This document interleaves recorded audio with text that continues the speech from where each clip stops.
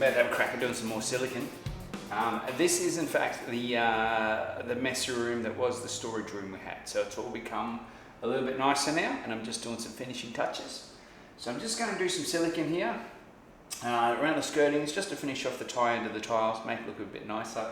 And we'll have a chat about that back room first. Let's have a chat about the back room, the little rat run that I have that helps me to store my stuff without having a shed.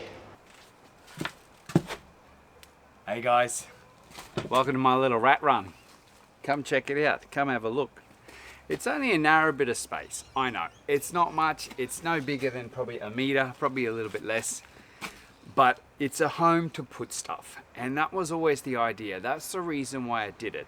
I wanted a place, because I didn't have a shed. I don't have a shed on this block. I don't have anything anywhere to put, you know, those general bits and pieces you kind of need, your fertilizers, couple little bits of hardware and stuff for your house to help you out. Those little things, I needed a home for them, and in the back here was perfect. So it was a good spot for it. But the idea is basically I wanted to take the new room that we've just done up away from the wall, which is the fence line to our property and the neighbors.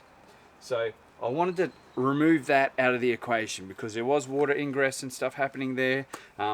Things weren't going great in regards to trying to stop that. So what's happened is I've basically split this off as a separate room to the main room, and now I've got its own wall. It's been building sucked, it's been damp coursed in the bottom plate. It's its own entity, this wall in between here and the other room. Any water ingress happening into the room, and if it does happen, it'll be happening into this room, which really isn't much. Like, I mean, it's an outdoors room, that's the idea of it. It's only a concrete floor. The floor is lower than what the floor is in here, and yeah, that's been the whole deal the whole time. I wanted to try and stop that water ingress into that room, and I think I've just done that perfectly. I'm no good on a concrete saw, I know that for sure. So when I'm cutting this one here, cutting here with a saw, it starts off all nice, I've got a good line, all good, and then they work our way down, and eventually it comes out like a banana. It kicks out the bottom. I'm like, damn it. So I've had to go back through with the electric grinder, the handheld electric grinder, come from both sides, straighten that cut up, and yeah, it's not too bad now. It's okay, it's bearable, it's flashable and workable with. So yeah, eventually there'll be a door on here, guys, probably a small awning, and yeah, that's going to be my new little rat run tool shed. Yeah.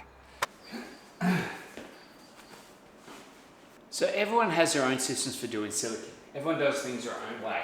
Me personally, I'll give you a bit of a tip. This is how I do it. I have a bucket with some tape around it. This bucket is for the waste, so I'll put the tape around it so I can build it up and then peel the tape off and goes in the rubbish, that sort of thing. So that's my waste bucket. A silicone gun with a tip on it, very, very small. It all depends on your amount of silicone you need. So if you've got say for example, you're doing big gaps and stuff like that, you will need to open up that a lot more. But for this one, I'm doing really, really fine gaps. I've got the bare bones point on it. So very, very minimal silicone is going down, all right? That, soapy water, a little bit of liquid dishwashing detergent, very simple.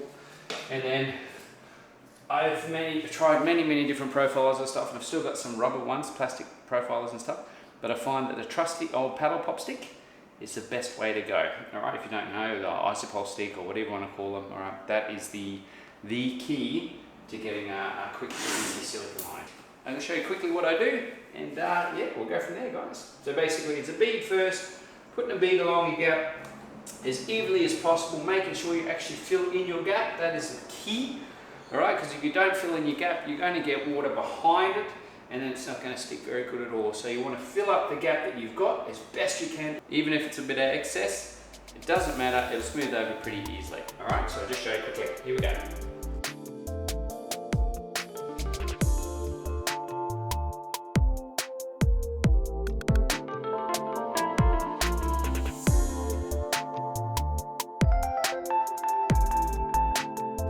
Now don't take your soapy water past the section that you've just done, all right? So there's a section there that I've stopped at, and I'll show you what I mean. I don't soak past that section, okay?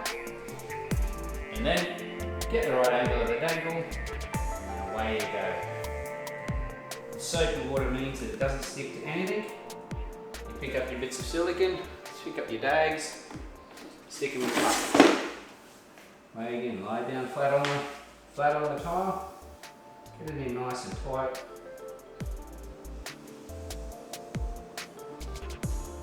Not all silicone work will be the same, everything will be a little bit different. Yeah, when you get a nice run on it, you have a good day, it all works out. And nice at the end.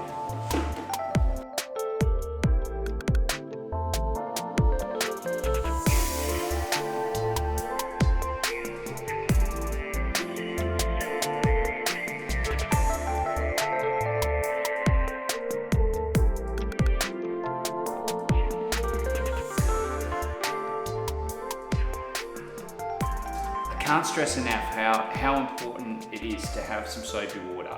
Soapy water is going to make life so much easier if you're trying to do some silicone work.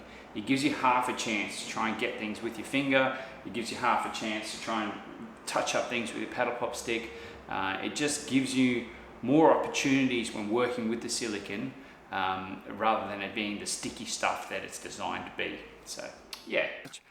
Build on legends, thanks heaps again for watching. I appreciate all the views and the time that you have. If there's any questions or anything on what I've done in there, be sure you hit me in the comments. Let me know how you go. Hit a like, hit a subscribe, that sort of fun stuff. And yeah, we'll see you on the side. And how did the silicone tip go? Is that something you do? Is that something that you're happy with? You think that works? If you've got any other ideas, hey, shoot them in the comments as well. Let me know. Let me know if you've got another idea on how to make silicone easy for the general person out there who's trying to do silicone. All right? Okay, guys. You take care. Build on legends. We'll chat again soon. And yeah, until then, I've got to get stuck back into the bathroom soon. It's this room right here. It's going to be nuts.